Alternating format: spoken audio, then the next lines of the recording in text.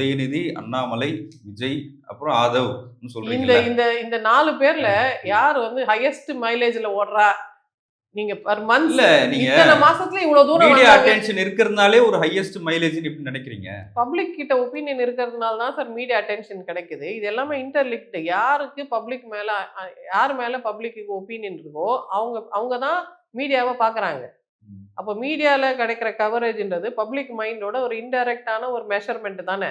அப்ப ஆதவ பப்ளிக் கவனிக்கிறாங்கன்றது தானே இதுக்கு ஒரு இல்ல ஆனா அத்தாட்சி. மீடியாவை அதை செய்ய வைக்க முடிகிற இடத்துலயும் ஒருத்தர் இருக்கலாம் இருக்கலாம்ல. இருக்கலாம். ஆ. More power to him. அவரால் அது முடியுதுன்னா அப்ப இன்னும் எவ்வளவு மெட்டீரியல் அவருக்கு இருக்கு பாருங்க. ஸோ ஒரு ஒரு ஆள் வந்து உருவாகி இருக்கும் பொழுது நாம எப்படி பார்க்கணும்னா, நாங்க பெண்கள் எப்படி பார்க்கணும்னா, அந்த ஆளால எங்களுக்கு என்ன லாபம் தான் நாங்க பார்க்கணும். என்ன லாபம்? இனிமே தான் அது தெரிய போகுது. அவர் ஏற்கனவே அரைஸ்னு ஒரு ஆர்கனைசேஷன் வச்சிருக்காரு. இப்போ is nobody, no political affiliation also. So அவர் யாருன்னு இனிமே தான் அவர் எஸ்டாப்ளிஷ் பண்ணிக்கிறோம். பட் வெறுமனே as a raw human being அவர் எப்படி வந்து நிக்கிறாருன்னா, look at all the men. அவங்கெல்லாம் groomed by somebody else. இவர் nobody has groomed ஒரு செல்ஃப் மேட் மேன்.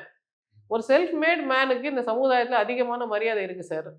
இன்னொருத்தர் தோல்லேருந்து வர ஒரு ஆளை விட தானா உருவாகி வர ஆளுக்கு தான் மரியாதை ஜாஸ்தி. ஏன்னா அவர் தான் ரியல் பவர்.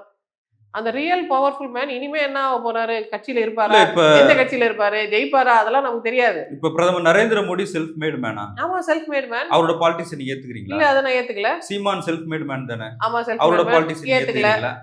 இது இப்ப ரெண்டும் எப்படி வேற இது வேற. என்ன இது புரியலையே? இது ரெண்டும் வேற வேற சார். நீங்க எப்படி யோசிக்கிறீங்கன்னா, அப்போ அவர் செல்ஃப் மேட் மேனா இருந்தாருனாலே அவர் ஓட்டு போடுங்கன்னு நான் சொல்லல. அவர் செல்ஃப் மேட் மேனா இருக்கிறாரு. அவரை கவனிப்போம். அவரை நம்ம கண்காணிப்புல வச்சிருப்போம். அவர் நமக்கான சாதகமான காய்களை நகர்த்துறாரு. நமக்கு நன்மை பயப்பாருன்னா அவருக்கும் ஓட்டு போடுவோம்.